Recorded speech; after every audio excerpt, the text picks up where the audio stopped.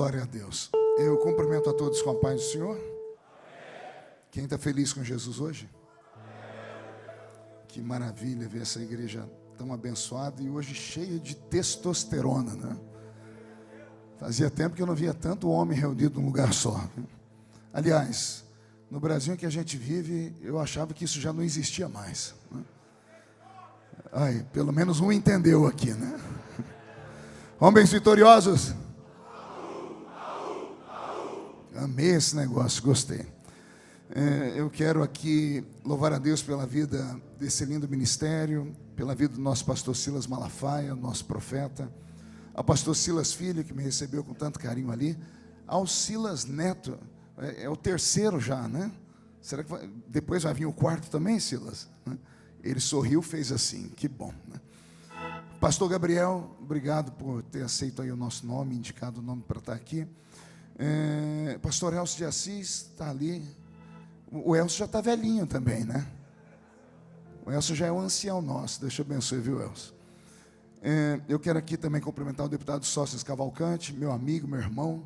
Tá no olho do furacão. E eu estou dando glória a Deus. Eu disse, ele riu quando foi a minha vez, agora é a vez dele, né? Deus te abençoe. Eu quero cumprimentar dois amigos aqui. Um é o pastor Messias Santos. Está ali no cantinho. Conhece ele, pastor Silas? Fica em pé aí, Messias. Aquele moço ali, ele tem uma igreja lá no Portão de Ferro, é isso, né? Ele é cantador daqueles corinhos de fogo que só Jesus na causa, né? Deus te abençoe, uma alegria te rever, amigo. Deus te abençoe. E o outro é o pastor Arão. Pastor Arão, fica de pé, por gentileza. Pastor Arão é pastor de um lindo ministério aqui no Rio de Janeiro também. Eu preguei na igreja dele umas semanas atrás, postei um vídeo, o pessoal perguntou se era da Congregação Cristã do Brasil, né? Lá as mulheres têm o costume de usar véu, né? Só que é uma igreja que eu não entendi nada. As mulheres de véu e o púlpito cheio de jogo de luz, painel de LED. Eu falei, ele está revolucionando tudo lá, né? Aí eu convidei ele para vir aqui, ele veio. Obrigado, pastor Arão, Deus abençoe, viu? Uma alegria. Vamos ler um trecho da palavra do Senhor? Vamos estar em pé? Abra sua Bíblia comigo no Evangelho segundo escreveu São Lucas.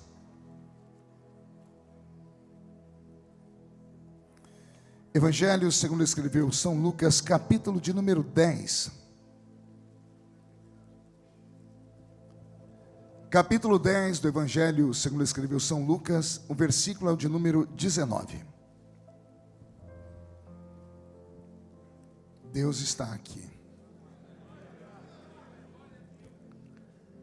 Lucas 10 e 19 está escrito: eis que eu vos dou poder para pisar serpentes e escorpiões, e toda a força do inimigo, e nada vos fará dano algum. Amém? É um versículo só, eu vou ler mais uma vez. Eis que eu vos dou poder para pisar serpentes e escorpiões, e sobre toda a força do inimigo, e nada vos fará dano algum. Fecha a Bíblia, coloque no banco, na cadeira. Você pode pegar na mão do irmão que está do seu lado? Isso. Quebrar um pouquinho aqui o ritmo. Aperte a mão dele com carinho até ele falar aleluia. Pentecostal que não faz barulho. Está com defeito de fabricação, não é? Vamos orar, varões. Senhor, mais uma vez nós oramos e imploramos a sua misericórdia. Que os céus fiquem baixinhos aqui na DEVEC. Que este lugar seja tomado pela presença do seu Espírito. E num raio de 5 quilômetros, onde houver um demônio alojado, eu dou a esses demônios segundos para sumirem da penha. Porque se não sumirem, serão queimados pelo poder da sua glória, que aqui será derramada. Rasgue os céus sobre nós esta noite. Manda anjos de fogo descerem aqui. Que esses anjos desçam trazendo brasas de fogo nas mãos. Comecem a esparramar estas brasas entre nós. E onde houver um crente cheio do Espírito Santo, pega ele nesta noite, Jesus, e mostra o caminho da verdadeira e poderosa adoração. Fala conosco, fica conosco.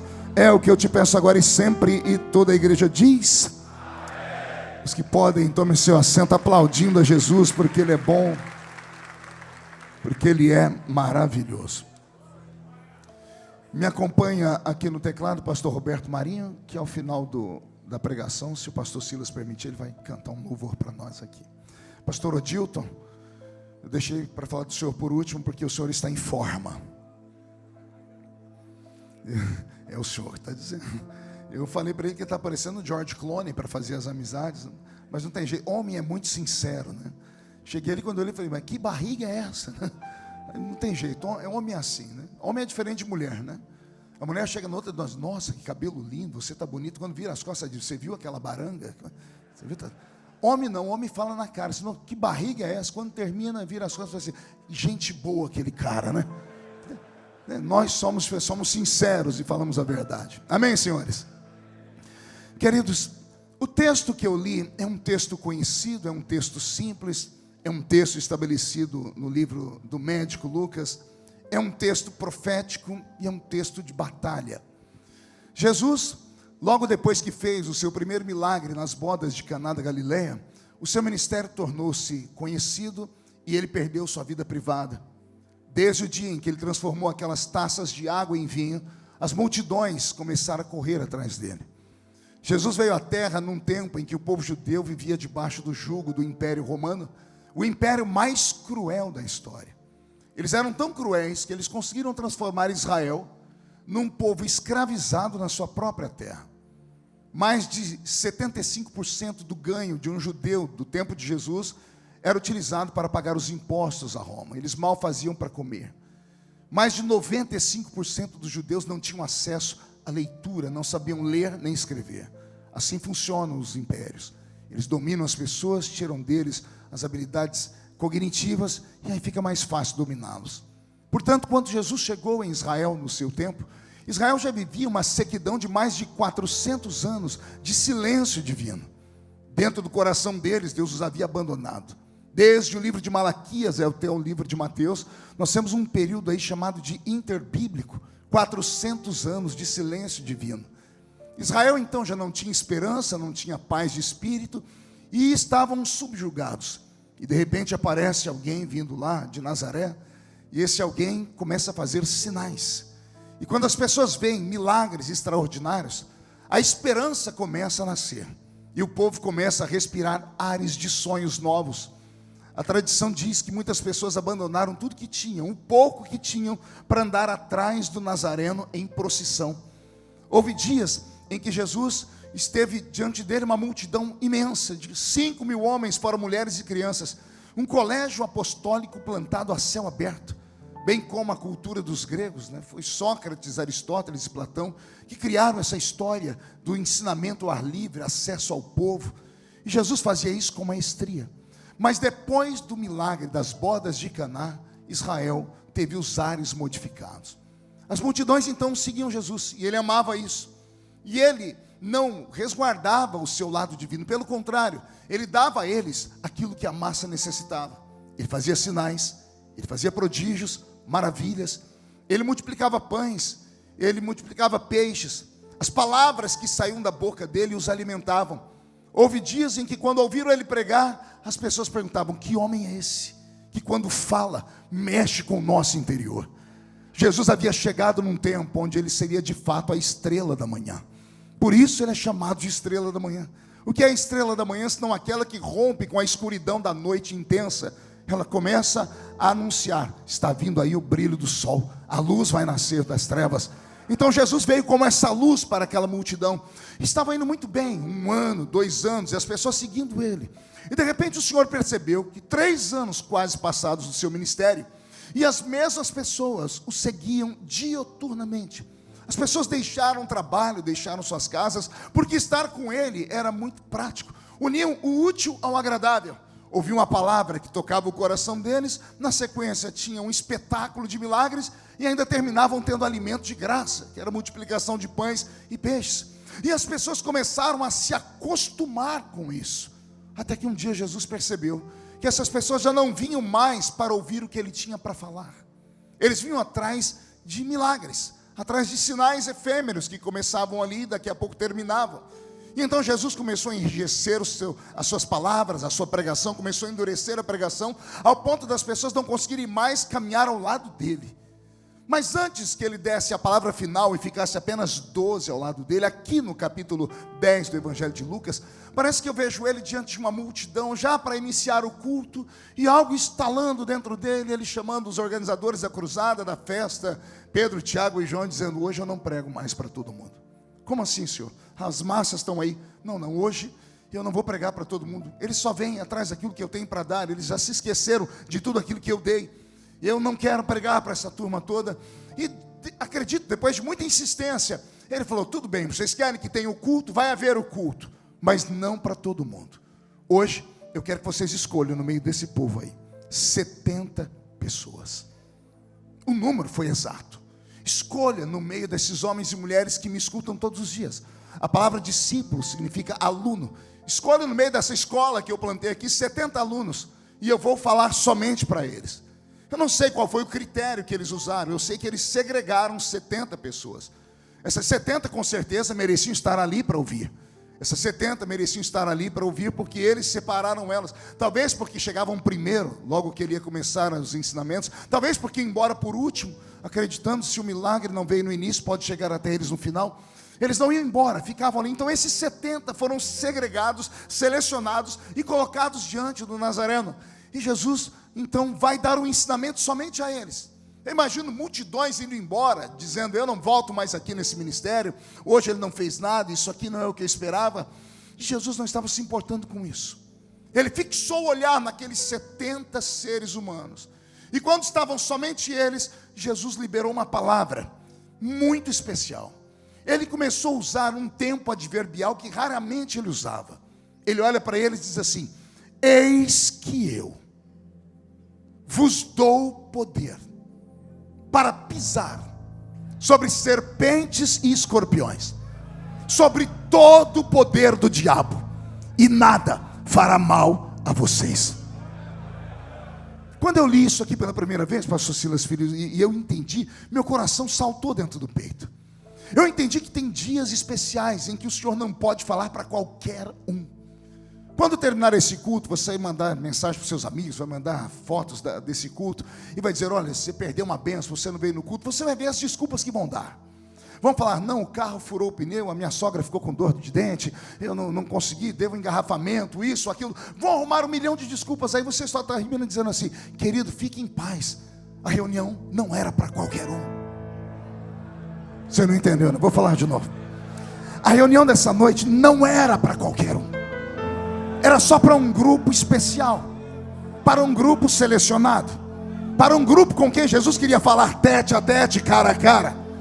Eu não sei vocês, eu não vim aqui para passar tempo, eu tenho mais o que fazer. Eu vim aqui para ser profeta sobre a sua vida e dizer que se é autoridade que você busca, é a autoridade que você vai receber nessa conferência. Mas não é uma autoridade com A minúsculo, é uma autoridade com A maiúsculo.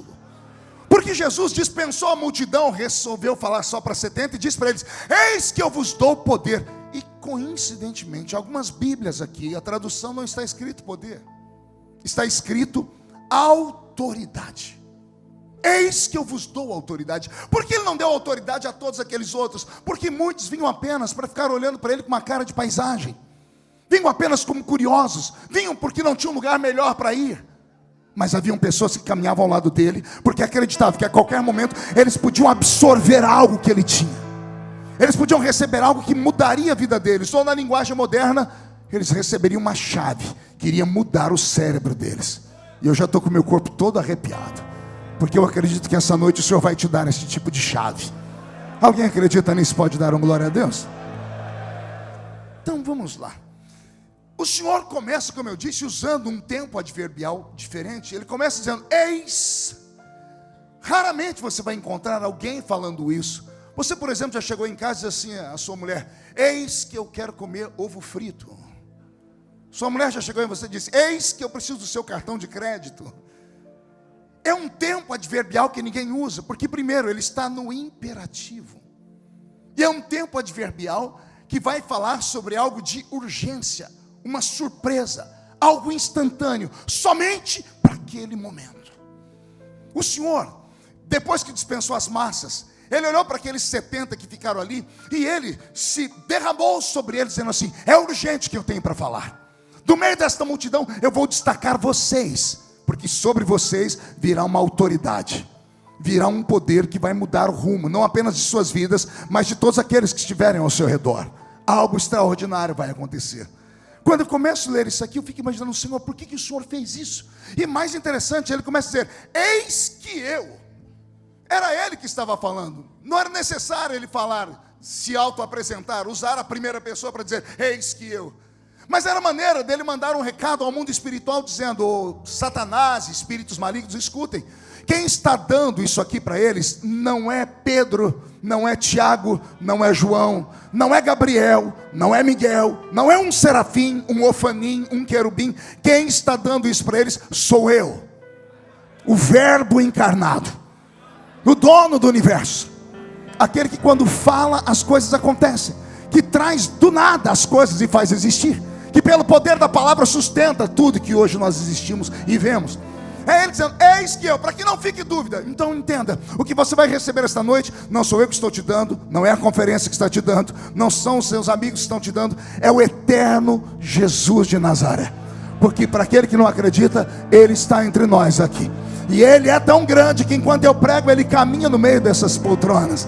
E enquanto ele caminha aqui, é tão grande ainda que mesmo caminhando aqui, a face dele está diante dos serafins que estão cantando: Santo, Santo, Santo é o Senhor dos Exércitos. E a Devec da Penha está ficando cheio da sua glória. Tem algum pentecostal que acredita nisso aqui? Eis que eu vos dou poder, ou autoridade. Mas antes de chegar no poder e autoridade, eu quero aqui mexer com mais uma palavrinha: eis que eu vos dou. Algumas traduções, você deve ter olhado na sua Bíblia, diz: eis que eu vos dei. Quando eu vi essas variações do texto ser traduzido para o presente ou para o passado, vos dei ontem, vos dou hoje, eu procurei em todas as Bíblias que eu tenho de estudo, eu tenho mais de 30 Bíblias, se havia alguma variação para o futuro. Porque se os tempos estão mudando, eu vos dou hoje, eu vos dei ontem. Será que existiria alguma Bíblia, alguma tradução que diz: eu vos darei amanhã? Interessante, não achei. Não existe em nenhuma tradução da língua portuguesa, nem da língua espanhola e nem da inglesa, aplicando essa palavra para o futuro. Isso aqui mexeu comigo. O Senhor estava dizendo para vocês 70 que já caminham comigo há muito tempo: eu vou dar uma palavra. Ou vocês vão receber hoje, porque eu vos dou no presente, ou eu trouxe vocês aqui só para lembrar a vocês, porque eu já vos dei ontem. Olha que coisa interessante, vou falar de novo. Ou você recebe hoje, porque você não tinha, ou o Senhor vai trazer à sua memória que você já recebeu esse poder, em algum momento da vida você perdeu ele. E se você perdeu ele, nós vamos encontrá-lo nesta noite. Vamos cavar poços, vamos fazer o que for possível, mas que você não sai daqui do jeito que entrou, você não sai. Eis que eu vos dou, ou vos dei, poder. Poder, autoridade. Fiquei em dúvida se esta palavra poder e autoridade, se ela pararia apenas nessas duas palavrinhas. Procurei nos dicionários e achei uma terceira palavra, que ela é o significado também de poder e de autoridade. É a palavra controle. Um irmão entendeu? Quando Jesus está dizendo: eis que eu vos dou, ou vos dei poder, ou autoridade, ele está dizendo: eis que eu vos dou hoje, ou vos dei ontem, controle. O que é controle, pastor? É poder. O que é controle? É autoridade. Você vem caminhando um dia para a Penha e você para em uma dessas grandes avenidas do Rio de Janeiro. Não conheço bem aqui geograficamente qual é a principal rua que vem para cá, mas de repente o fluxo está andando, os carros estão indo, tem caminhões, tem ônibus na sua frente, e de repente para tudo. Aí você pensa que é um acidente, mas daqui a pouco você descobre que não é. Você desce do seu carro, vai lá na frente dos caminhões, dos ônibus, daquela multidão de carros, e tem só um homem lá na frente dele, usando um uniforme, um policial, e ele está com a mão assim. O trânsito todo é paralisado. Por que o trânsito está paralisado? Será que aquele policial é mais poderoso do que aquele ônibus? Será que ele conseguiria segurar aquele caminhão? Será que se uma bicicleta fosse para cima dele, ele daria conta de segurá-la? Não. Então, por que as pessoas pararam? Se ele não tem força para aquilo. Ele não tem força, mas ele tem autoridade. O que é autoridade? Ele tem poder. O que é o poder? Ele tem controle sobre aquela situação. O Senhor me manda te dizer que Ele te trouxe aqui nessa noite para te dizer que hoje, ou Ele está te dando controle, ou Ele está te devolvendo controle. Controle do que, pastor? Me diga você qual área da sua vida está descontrolada. O que é que te trouxe para esta conferência? O que te fez sair do trabalho e vir direto para cá? Tem alguns que nem tomaram banho, estão direto aqui, porque acreditam que algo extraordinário pode acontecer. É por isso o Senhor está te dizendo: eu vou te devolver o controle. A sua vida vai dar uma guinada de 360 graus. Pastor, como se dará isso? Se houver uma explicação, deixa de ser milagre. Então não tem explicação, simplesmente vai acontecer. O que vai acontecer? Vai acontecer que você vai voltar para sua casa, vai dormir essa noite, e quando acordar amanhã de manhã, ao olhar para o espelho, não vai se reconhecer mais. Ao começar a falar com as pessoas vão notar algo diferente. Vão falar: você está estranho, você está diferente. Você vai dizer: mas eu não alterei minha voz, eu não mexi no meu rosto. Vão dizer: não, tem alguma coisa diferente em você. Os seus filhos vão começar a te respeitar mais. Os seus amigos vão te respeitar mais. Os que costumam pregar e cantar, recebe esta palavra. Vocês vão voltar para a sua igreja no domingo, depois, ou se não participarem daqui, voltarem para as suas congregações. Vão tomar a palavra para pregar, vão costumeiramente pregar a mesma mensagem, mas a reação da igreja vai ser tão extraordinária que você vai se espantar. E aí vão perguntar para você: onde você arrumou essa mensagem? Onde você arrumou esse louvor? E você vai dizer: mas eu prego isso sempre, eu canto isso sempre. Alguém vai dizer: não, tem alguma coisa diferente em você. O que é esse diferente? É o sobrenatural. Eu estou pregando numa igreja Assembleia de Deus. Nós somos pentecostais, nós somos místicos por natureza. Se nós não acreditarmos que o céu e a terra podem se envolver aqui, é melhor fechar as portas e irmos embora. Parte de nós profetizamos, parte de nós conhecemos. O que conhecemos é o que aprendemos nos livros. Aquilo que profetizamos é o que vem do céu. Parte de nós depende da horizontal, parte de nós depende da vertical. A parte da horizontal você fez vindo aqui, a da vertical é Ele quem vai fazer sobre a sua vida, visitando e te dando esta autoridade.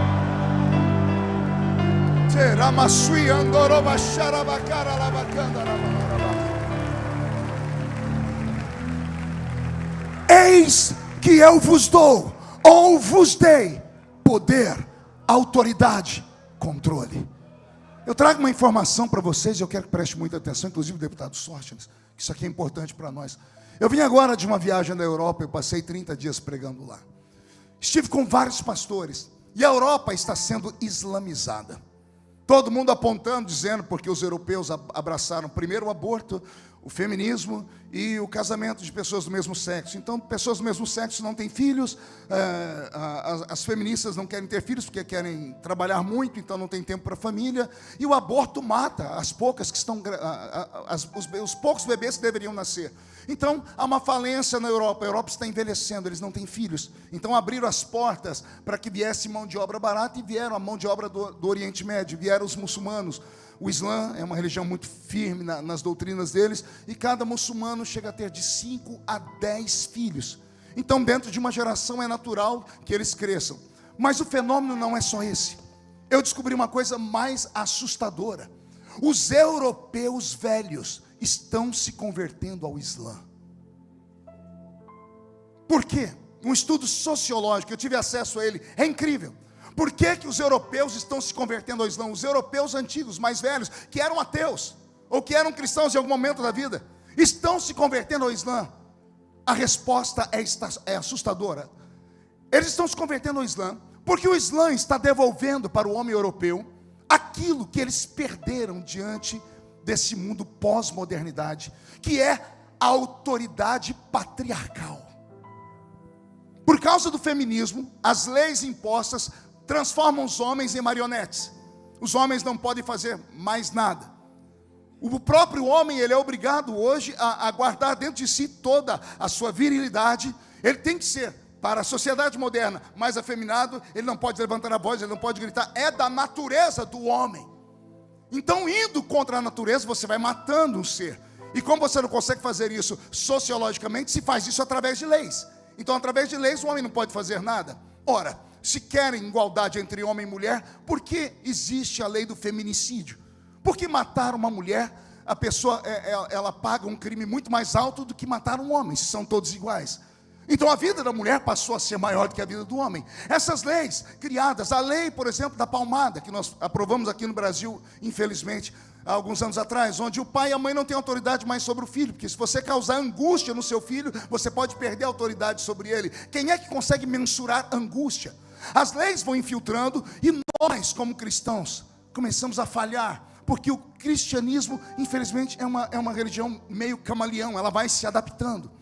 Em nome da paz, em nome da ordem, da decência, a gente começa a obedecer o Estado. O Estado vai se agigantando e começa a meter a mão dentro da igreja. E começa a proibir a gente de falar as coisas. No Brasil já temos pessoas presas por pregarem a verdade no púlpito. Vocês sabem disso. Não se pode falar mais nada. Começa a se tirar a autoridade do homem. O homem vai ficando sem autoridade sobre a família, sem autoridade sobre seus filhos. Filhos não respeitam mais pais. Não há mais esse tipo, o patriarcado, ou seja, o estilo de vida da família civilizatória está sendo arrancado. Os últimos 6.000 anos da existência do homem não valeram nada, porque nesses últimos 20, 30 anos, tudo está sendo transformado. Há uma reengenharia genética. Chamamos isso de engenheiros sociais. Eles estão construindo uma nova sociedade. E em nome dessa nova sociedade, o homem, o macho, o patriarca, está sendo pisado. O cristianismo não fez nada com isso na Europa, porque é a religião da paz. Então o cristianismo se adaptou também ao estado da democracia moderna, daquele mundo que eles chamam de democracia, mas não é, uma ditadura de minorias. Resultado, o homem europeu perdeu a autoridade sobre a família. O homem europeu não é mais respeitado pela esposa, não é mais respeitado pelos filhos.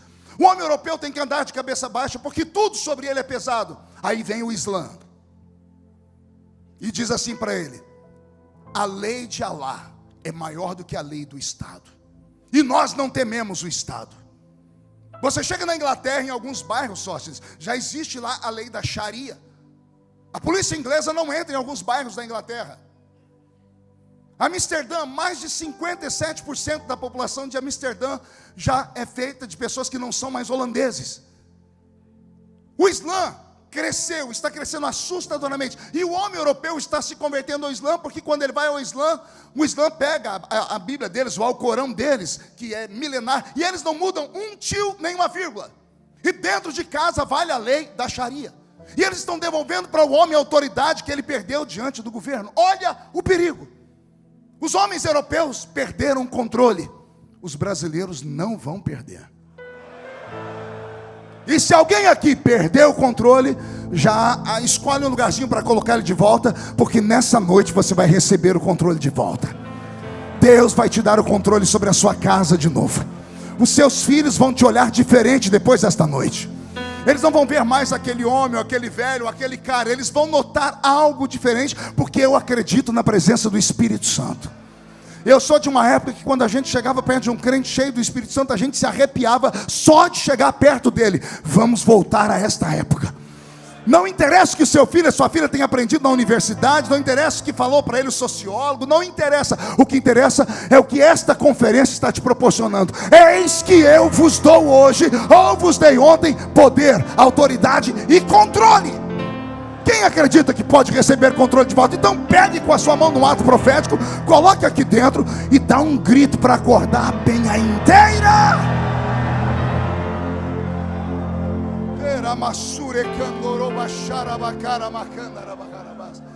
Eis que eu vos dou, ou vos dei poder, autoridade e controle. Aí Jesus começa a usar uma linguagem, Odilto, espiritual, que para compreendê-la não é fácil. Eu vos dou poder, autoridade e controle para vocês pisarem. Para vocês fazerem o quê? Estou meio surdo. Para quê? Ao invés de falar, você pode me mostrar? Uau! Sentiu a igreja tremer? É isso que o inferno vai sentir depois dessa noite. Eu amo assistir marcha de 7 de setembro. Quando eu era garoto lá no interior, a gente ia marchar com a escola. E quando a gente ia marchar, era uma luta. A gente marchava marcando passo, parecia todo mundo doente, com sono. A gente parecia todo mundo mancando. Aí a gente estava em 500 alunos, não fazia nada, ninguém nem sentia os pezinhos da gente batendo tranquilo. De repente vinha 50 policiais marchando na mesma rua. Chegava a tremer a praça. Eles levantavam o pé aqui em cima. Quem já viu isso? Tem muito militar aqui. Cadê os militares aqui? Não, vocês levantam o pé aqui em cima. Por que se levanta o pé aqui em cima? É uma mera performance, por acaso? Será que é só uma coreografia extremada? Não. Você aprende lá com o seu capitão. Se você não pisar firme na sua terra, o inimigo vai achar que ela não tem dono. Quando você pisa firme na sua terra, você está mandando um recado: aqui não, Satanás. Aqui tem autoridade. O Senhor está dizendo: eu vou te dar poder de novo para você pisar. E como eu sou pentecostal, por favor, não me julgue não. Eu vou pedir para Jesus colocar um sapatinho de fogo nos seus pés. Porque quem sabe hoje você volta para sua casa mostrando para quem manda naquela rua: Zé Pilintra, Zé Pilantra, Exu Caveira, Tranca-Rua, Preto Velho, obra de feitiçaria, não me interessa o que mais. Vai mostrar para eles que a sua casa tem dono. O diabo não toca mais em um fio de cabelo dos seus filhos. Ele não vai ter mais controle sobre a sua esposa, nem sobre as suas finanças. Ele não vai tocar mais na sua alma, nem te deixar depressivo, nem com síndrome do pânico. E se alguém acredita nisso, pelo amor de Deus, reage. Reage. É autoridade.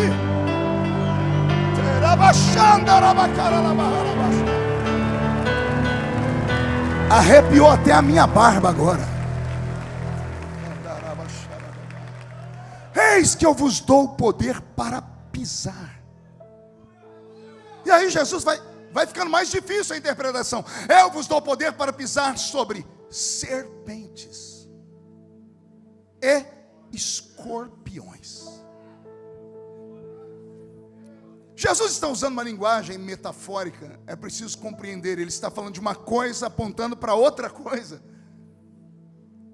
E aqueles homens que estavam ali, aquelas pessoas, aqueles discípulos, aqueles 70, eles compreendiam a linguagem dele, porque Jesus não falaria isso para quem não entendesse o que ele estava falando. Talvez por isso, e somente por isso, ele não deixou os outros permanecerem ali. Essa reunião é particular, é só para quem conhece a linguagem do Espírito. Vos dou poder para pisar sobre serpentes e escorpiões. Eu queimei as minhas pestanas, levei anos para entender esse texto. Fui entender esse texto um dia vindo ao Rio de Janeiro. Eu fui visitar a Quinta da Boa Vista, palácio, antigo Palácio Dom Pedro II.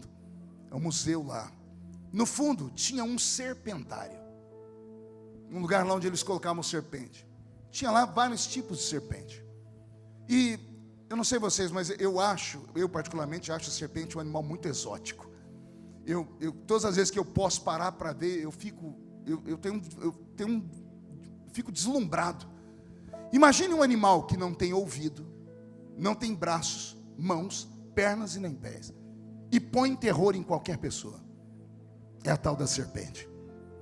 Por isso que as nossas sogras são apelidadas de Edita, senão vão começar a me dizer que eu sou sogrofóbico. Mas a serpente. Eu estava lá na Quinta da Boa Vista. Quando eu cheguei diante de um viveiro lá, pastor Silas, era um viveiro de uma jararaca. E ela estava bem num cantinho, toda enroladinha, com a cabeça dela repousada sobre o corpo, Elcio. E eu cheguei bem na hora do almoço da maldita. Aí um veterinário abriu lá o viveiro e jogou um ratinho lá dentro. Hoje não pode mais colocar a criatura viva, porque tem que evitar o sofrimento. Mas naquela época ainda podia. Colocaram um ratinho, um camundongo branquinho lá. Quando o camundongo caiu lá dentro e ele viu onde ele estava, pense num animal que se desesperou. Ele tentou escalar aquela parede de vidro umas 50 vezes. Ele ia para um lado, para o outro, ele não encontrava a saída. Ele tentou tanto, mais tanto, eu falei, eu quero ver onde vai dar isso. E a serpente estava lá com o olho fechado, a maldita estava dormindo. Daqui a pouco ela abriu o olho e ela não se mexeu. Do jeito que ela estava, ela ficou, parece que ela sabia que aquele ratinho não tinha para onde ir. Depois de várias tentativas de subir, escalar a parede de vidro, o ratinho partiu para cima da serpente. Falei, agora vai dar ruim. Quando ele chegou perto dela, ela não se mexeu. Ele subiu em cima dela, Sóstenes. Ele estava desesperado, ele queria encontrar uma maneira de sair e ele não encontrou. Resultado final, ele foi para o outro lado do viveiro. A cobra aqui e o ratinho aqui. Ele arriou as 4 patinhas dele Dava para ver o desespero, porque o coraçãozinho dele pulsava no pescoço. Depois de uns 5, 10 minutos, eu falei, eu quero ver o que vai dar isso aqui. A serpente levantou a cabeça. Ela colocou aquela língua bifurcada para fora e ela sibilou. Na terceira vez que ela sibilou, eu só acredito porque eu vi. O ratinho levantou as patinhas dianteiras e a traseira ficou arriada. E ele começou a se arrastar para cima da serpente. A serpente ficou parada, ela foi abrindo a boca dela, e eu não sabia que era tão feio aquilo, porque quando ela abriu a boca, o dente fica deitado aqui. Quando ela abriu o dente, saltou. Era uma visão demoníaca, maligna mesmo. Quando o ratinho estava perto dela, eu vi o que estava acontecendo, eu não aguentei. Eu dei um tapa no vidro, um soco no vidro, que a serpente pulou para um lado e o rato pulou para o outro. Falei, bom, salvei ele pelo menos por alguns minutos. Mas não teve jeito. A serpente, então, ela serpenteou, foi indo, deu o bote no ratinho, pegou ele, envenenou, ele paralisou, ela torceu ele e ela engoliu. Quando eu terminei de ver aquilo, eu fui saindo, frustrado. Aí o veterinário olhou para mim e disse assim, aí, gostou? Eu falei, do quê? Você viu o milagre da natureza? Eu falei, se isso é milagre, eu não quero ver isso nunca mais na minha vida, moça. Ele falou, não, é sério, você assistiu um milagre. Eu falei, qual milagre? A serpente tem um poder. Eu falei, qual? A serpente, ela hipnotiza. Ela encanta uma presa pequena.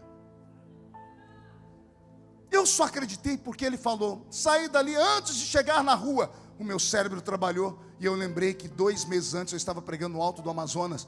E lá numa daquelas populações ribeirinhas, que o pastor Elcio conhece bem, eu pregando, eu passei uma época da minha vida que por 2, 3 anos eu só falava da morte do meu filho, era uma maneira de desabafar. E quando eu estava terminando o culto, veio uma irmãzinha falar comigo, o Senhor me mandou falar contigo. Eu falei, pois não, o Senhor mandou você parar de falar do seu filho em tom de piedade, porque você não é o único que sofre. E eu falei para ela, mas meu filho morreu. Ela disse, o meu também. Aí eu falei para ela, e daí? Ela falou, e daí? Você enterrou o seu? Eu disse, enterrei. Ela falou, eu não enterrei o meu. Eu falei, por que não?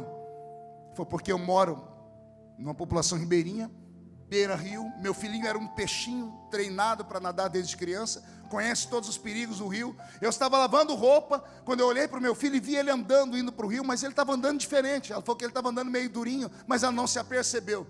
Quando ela viu que ele chegou perto da beira do rio, ela escutou um barulho. Ela falou que quando ela olhou, não deu tempo de fazer mais nada. Uma anaconda, uma cobra grande, saiu de dentro do rio e pegou o filho dela. E levou o filho dela para dentro do rio. E ela não pôde enterrar o filho dela. Aí meu coração ficou apertado, porque a gente acha que sofre, tem gente que sofre mais do que a gente. Aí eu fui tentar conversar com ela e disse, mas o que a senhora acha que aconteceu? Ela disse, meus pais me falavam e eu não acreditava. Os pais dela eram índios. A cobra grande, ela encanta, ela seduz presas pequenas. Quando eu lembrei dessa história e juntei com a história da Quinta da Boa Vista, lembrei desse texto e entendi o que Jesus estava falando. Não posso falar para qualquer um, mas para vocês 70 que são espirituais eu posso. Eis que eu vos dou poder para pisar sobre espíritos de encantamento.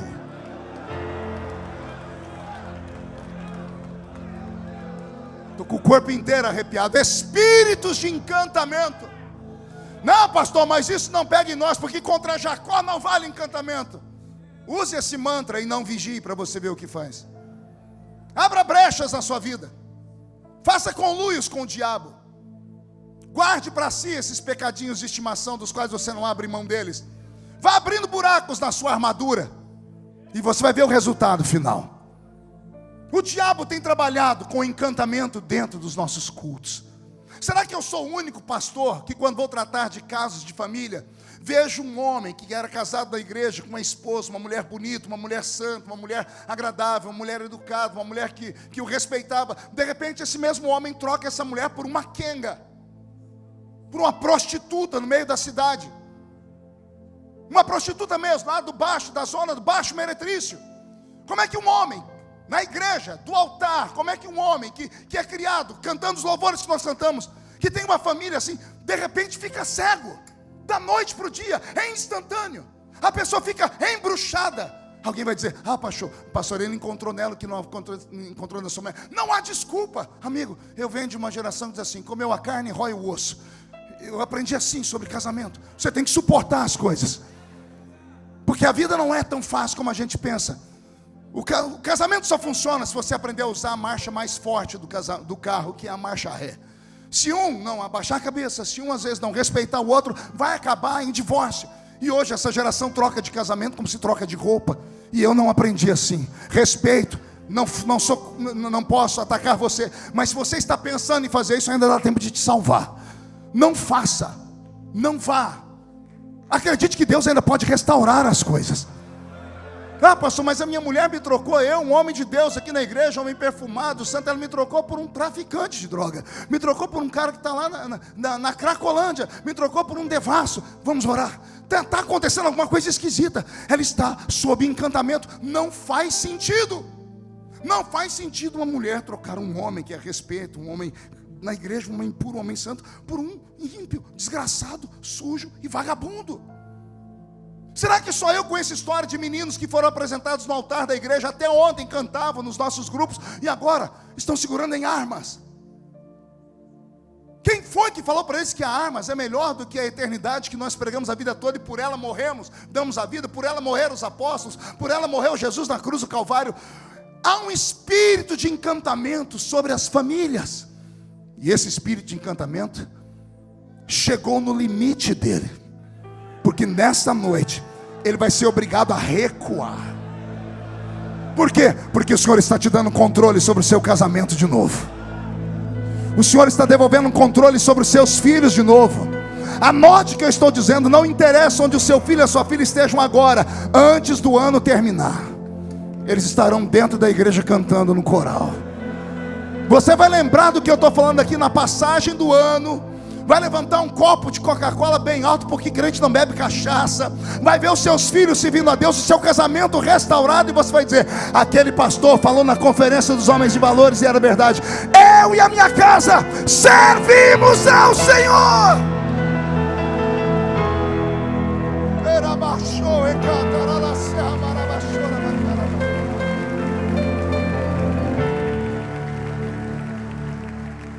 Dizem por aí, pastor Messias, que o termômetro de um casamento é a cama. Isso é conversa de William Shakespeare. O termômetro de um casamento é o bolso do provedor do lar. Enquanto o provedor do lar tem dignidade para dar aos seus filhos, à sua esposa, enquanto eles têm roupa limpa, um teto para morar, comida, enquanto eles têm condições de pelo menos uma vez por mês, a cada 2 meses, ir comer um lanche do McDonald's, qualquer casamento sobrevive. Sobrevive até um câncer, se tiver estrutura financeira. O termômetro do casamento é o bolso do provedor. Faltou o dinheiro, falta a dignidade. Faltou a dignidade, acaba o casamento, acaba tudo. E o que o senhor quer falar com isso, pastor? Se eu perguntar aqui dentro, quem aqui está endividado, é perigoso até as cadeiras levantar os pés para cima. Mas se eu perguntar quem é que está endividado com força, você vai ficar escandalizado. E aí você pergunta para a pessoa como é que ela se afundou em dívidas. Ela vai dizer assim: não sei, não vi. Como? Você é burro? Você é ignorante? Você é cego? Você não sabia onde estava se metendo? O que aconteceu? Eu posso te explicar. Encantamento. Quer ver? Se rir, nós vamos brigar. Será que só eu tenho dentro da minha casa um aparelho de ginástica que não presta para nada, a não ser para guarda-roupa? Eu tenho uma esteira que fica um monte de caixa em cima dela, roupa em cima do guidão. Alguém tem também na sua casa um aparelhinho assim? Tirando alguns 4, 5 bombadões aqui, o resto com essas barrigas aí, todo mundo sabe o que eu estou falando. Será que só eu tenho em casa? Quando eu abro o guarda-roupa, só assim, eu olho uma camisa, eu falo: por que eu comprei essa camisa? Eu já tentei usar ela, não combina com nada. Já tirei, coloquei umas 20 vezes. Aí eu jogo ela de novo lá dentro. Aí eu fecho o guarda-roupa e falo: por que eu comprei essa camisa? Alguém tem uma roupa em casa que nunca usou? Ou só eu que sou idiota aqui? Me ajuda aí, pelo amor de Deus. Pô, seja sincero. Será que só eu tenho um objeto que eu quis muito, comprei, aí chegou em casa, está lá, empoeirado, não presta para nada? Pois bem, se não presta para nada, se a gente nunca usou, por que você comprou? Pergunte para mim, por quê, pastor? Você foi encantado. Quer ver? Tem algum vendedor aqui? Levante a mão. Tem vendedor que já fez cursos? Alguém lembra de uma técnica de venda chamada embruxamento? O bom vendedor não é aquele que vende o produto que está na vitrine. O bom vendedor é aquele que vende aquilo que ninguém quer comprar. O patrão dá um aplauso para ele. O bom vendedor é aquele que pega, a pessoa entra dentro da loja para comprar um par de meia. Ela sai de lá com a meia, a camisa, a calça, o terno, a gravata. Ela sai com o kit completo. Mas ela entrou para comprar só meia. Esse é o bom vendedor. Mas se você entrou lá para comprar só uma coisa, por que você saiu com 10? Espíritos de encantamento. Sedução. É aquela velha propaganda do cartão. Ele compra quase tudo. Lembra? É suave, é sutil. Gente, eu sou pastor e sou político. Então para me enganar não é fácil. Eu não compro nada que eu não queira. Eu dispenso o vendedor na hora. Mas eu tenho uma fraqueza. Se eu ligar a televisão naquela porcaria do Polishop, tem um demônio naquele negócio lá. Eu não sei se é as luzes coloridas, se é a moça bonita, se é o rapaz bonito, que ele fica falando, compre, compre, compre. Eles mostram um mundo, é um mundo zen, é um mundo perfeito. E aí, eu falo, isso aí não presta para mim. Pergunta se a minha mão obedece. Quando eu olhei, a minha mão catou o telefone. Eu vou gritar com ela, a outra digita o número. Quando eu vou falar, não, do outro lado, uma moça, me dê o número do seu cartão, aí já era. Gente, todo mundo sabe que eu tenho problema com cabelo. Eu vi uma propaganda de uma escova de cabelo. E eu comprei aquela porcaria. Eu quase arranquei o couro cabeludo com ela. Aquela desgraça não presta para nada. Mas na televisão dá tudo certo. Eu fui seduzido. Parte do meu dinheiro foi para aquilo que não prestou para nada. Pastor, onde o senhor quer chegar? Jesus vai te devolver o controle da sua vida financeira. Pergunte como. A partir de hoje não entra uma agulha mais na sua casa, se o Senhor Deus não te der o start dizendo, pode comprar. Você não será mais seduzido. Anota, vai haver uma mudança financeira daqui até dezembro. E você vai falar, mas eu não sei de onde, eu continuo ganhando meu salário, as contas continuam a mesma coisa. Você vai notar uma mudança até dezembro, porque não vai entrar mais na sua casa aquilo que o diabo quer que esteja lá dentro. As suas finanças vão se equilibrar. E agora eu estou profetizando, porque o meu Deus é dono do ouro e é dono da prata. Ele cuida do corpo, cuida da alma e cuida da sua vida financeira também. Nós não estamos aqui apenas para ouvirmos uma palavrinha de autoajuda, é uma palavra de libertação. O Senhor não pode falar isso para qualquer um, porque as pessoas não vão acreditar, vão querer uma explicação lógica, razoável, e não se explica aquilo que é sobrenatural. Isso se recebe pela fé. Eu estou vendo algumas pessoas recebendo pela fé. Então na próxima vez que a gente se vê, você vai me dar o testemunho e vai dizer, pastor, aconteceu algo na minha vida. Agora eu vou apelar. Ai Jesus, Roberto, mude a música. Não se assuste alguns dos senhores, se de hoje até domingo olharem dentro de suas casas alguns objetos que vocês se incomodarem com ele, algo que você nunca notou e de repente você vai passar a notar. O seu coração vai bater forte, você vai ficar incomodado. Pegue aquela porcaria e jogue fora. Queime, quebre, dê descarga.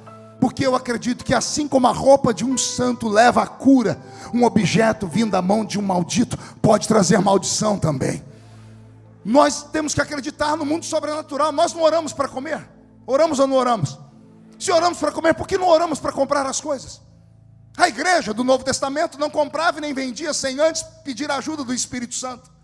Está lá em Atos dos Apóstolos. Iam vender ou iam comprar, oravam a Deus primeiro. E quando mentiam, eram punidos. Nossa vida tem que ser regrada pelo eterno. O Senhor vai te devolver a autoridade espiritual que você perdeu ao longo desses anos. Vai haver uma mudança na sua vida financeira. Vai haver uma mudança no seu casamento, no seu relacionamento com os seus filhos, porque todo espírito de encantamento está sendo varrido para a honra e glória de Deus Pai na noite de hoje. Se você acredita, dê um glória a Deus bem forte, bem alto. E para aqueles que não acreditam nessas coisas, que acham que o crente moderno Se é para Jesus, pode aplaudir. Para quem acha que obra de feitiçaria, essas coisas não funcionam mais. Outubro do ano passado, pastor Silas, eu estava dentro do meu apartamento, lá em Brasília, e já fazia uns 6 meses que eu entrava dentro do apartamento, eu ficava depressivo. As lutas de Brasília são terríveis. O único que gosta daquilo é o deputado Sóstenes, que ele ama aquele negócio, ele ama o furdúncio, né? Eu prego todo dia, então quando chego lá eu sinto choque. E aí eu estava sentindo algo pesado. Eu entrava dentro do meu quarto. A minha cama é grande, como eu durmo sozinho lá, o lado que eu durmo já há 10 anos está afundado, do outro lado está inteiro ainda. E do lado que eu durmo era eu sentar ali, Elcio, não tinha vontade de fazer mais nada.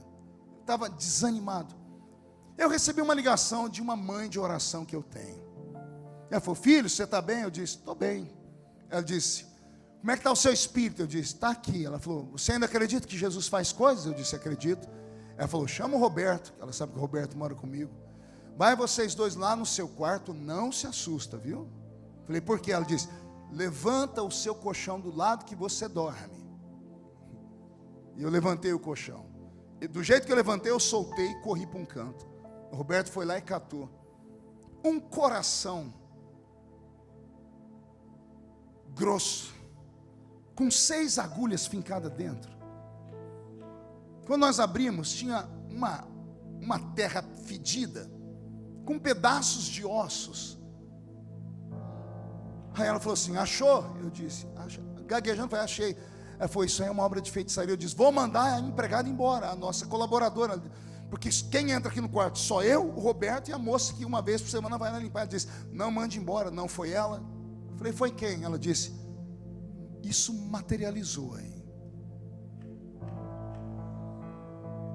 É difícil explicar. Como é que nós, homens modernos, gente que faz faculdade, poliglotas,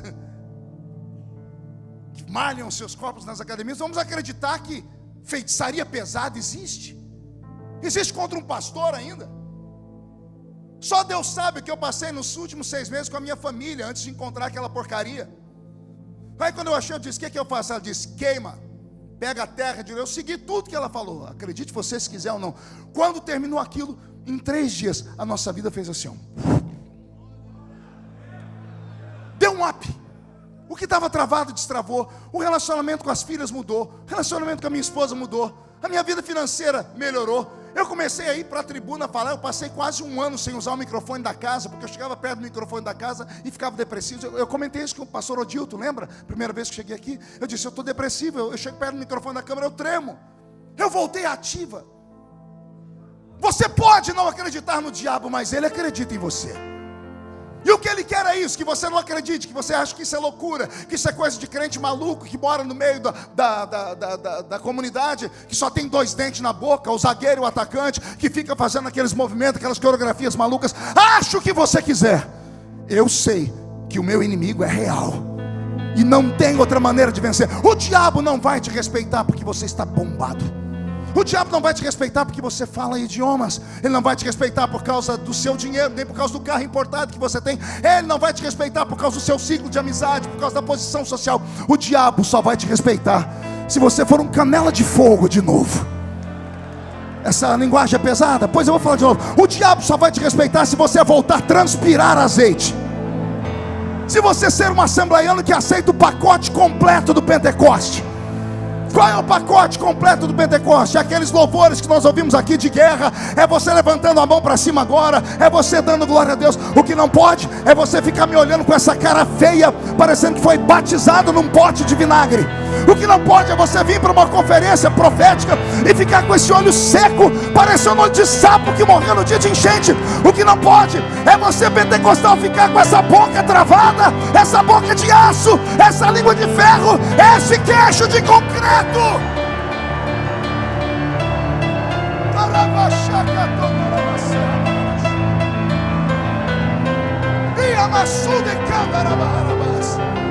Posso fazer uma maluquice aqui? Levante a mão direita para o céu, por favor, chacoalhe ela assim. Coloque no ombro desse varão que está do seu lado, dessa varoa. Agarre o ombro deles para mim, com carinho e respeito. Pode dizer para eles: ó, um médico falou para não contrariar o pastor Marco. Isso, pode jogar a culpa em mim. Agarrou, chacoalha a pessoa até ela ficar irritada. Não irrita ela. Chacoalha o Elson aí para mim, alguém. Estira esse grandão do lugar. Chacoalha. Diga para esse irmão: Deus te trouxe aqui para isso. Sacode ele, sacode ele. Diga: para isso. Deus te trouxe aqui para sacudir a sua vida, seu casamento, sua família, suas finanças, seu ministério. Deus vai sacudir a sua história.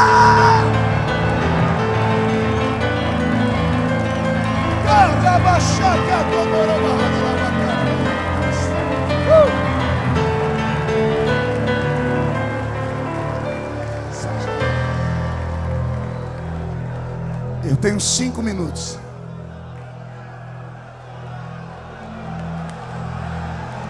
Eis que eu vos dou poder, autoridade e controle.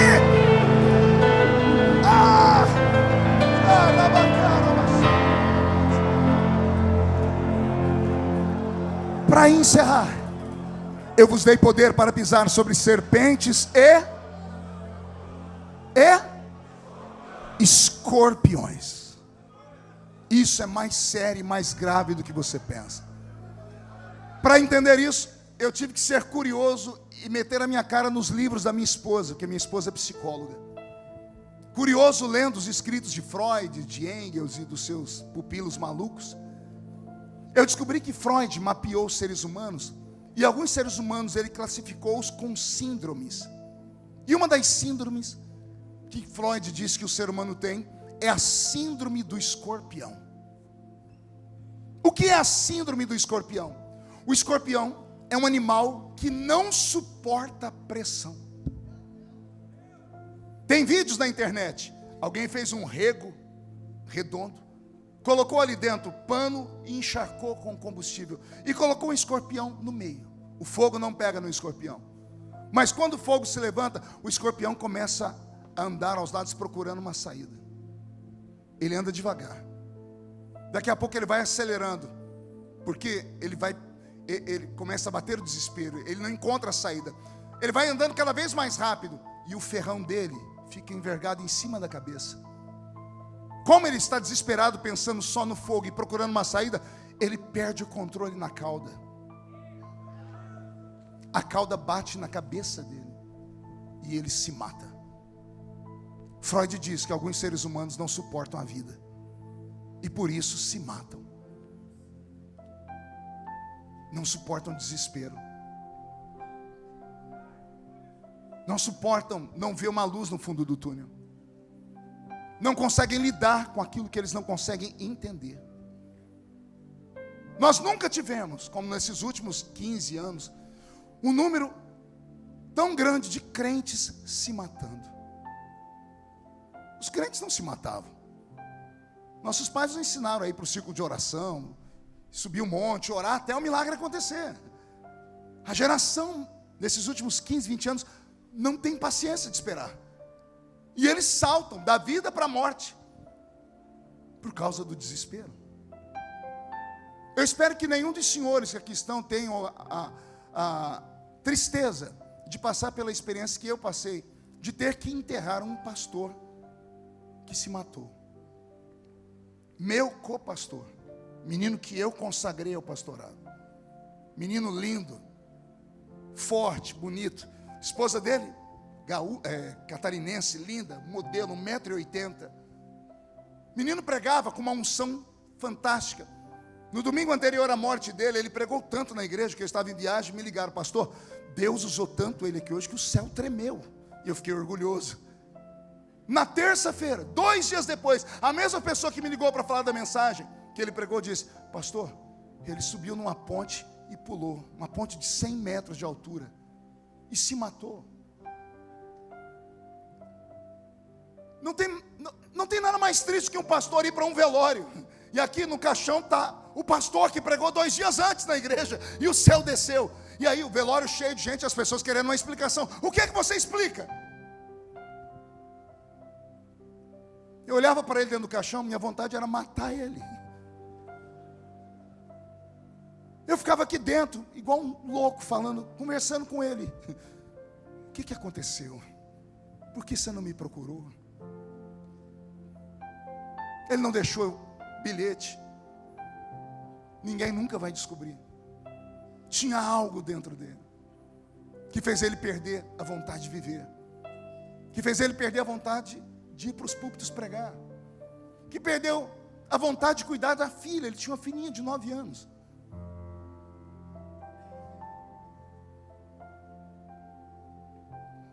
Você pode não acreditar, mas tem pessoas aqui dentro, porque Deus não fala com quem está ausente, que está por um fio. Estão desesperados. Estão recebendo ameaças, chantagens, extorsões. Enquanto eu estou aqui pregando, você já olhou o celular 80 mil vezes. E para você só tem uma saída: eu vou morrer. Experiência de quem já tentou e não conseguiu. Faz não. Calma. Não tinha solução até ontem. Hoje começou a conferência.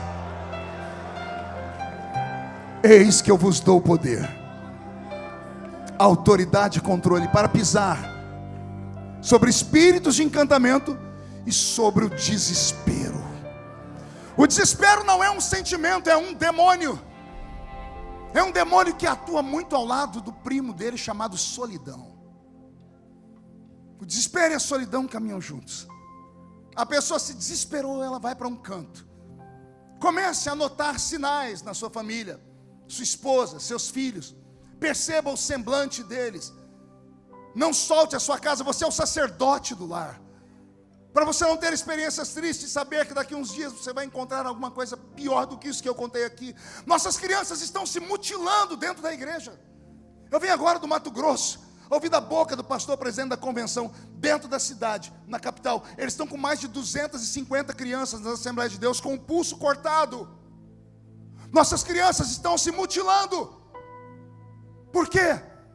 Perdemos o controle, perdemos o poder e a autoridade. Mas o Senhor vai devolver para nós, pelo menos para os que estão aqui dentro. Eu não sei se você acredita nisso. Eu estou liberando uma palavra profética. Eu estou te dando essa seguinte palavra: assim diz o Senhor: eu não perdi o controle da sua vida. Ninguém vai te tomar aquilo que eu dei. Ninguém destrói a sua família, ninguém destrói os seus filhos, ninguém destrói o seu ministério. Pastor, mas eu abri brechas. Você descobriu que é um ser humano? Pois bem, você poderia estar em qualquer outro lugar, mas você está aqui. Você podia estar escondido, mas você veio para o culto sabendo que a Assembleia de Deus tem profetas. Você veio arriscando tudo. Se está aqui, é porque você acredita que Deus ainda pode interferir na sua vida. E se você der lugar, Ele vai interferir nesta conferência. O Senhor está pegando um martelo como esse, batendo e dizendo assim: eu decreto um tempo de mudança sobre a vida dele, sobre a vida da família dele, sobre a vida da segunda, terceira e até quarta geração dele, porque eu estou te dando poder e autoridade sobre isso. Só quem crê nisso, fique de pé agora. Tira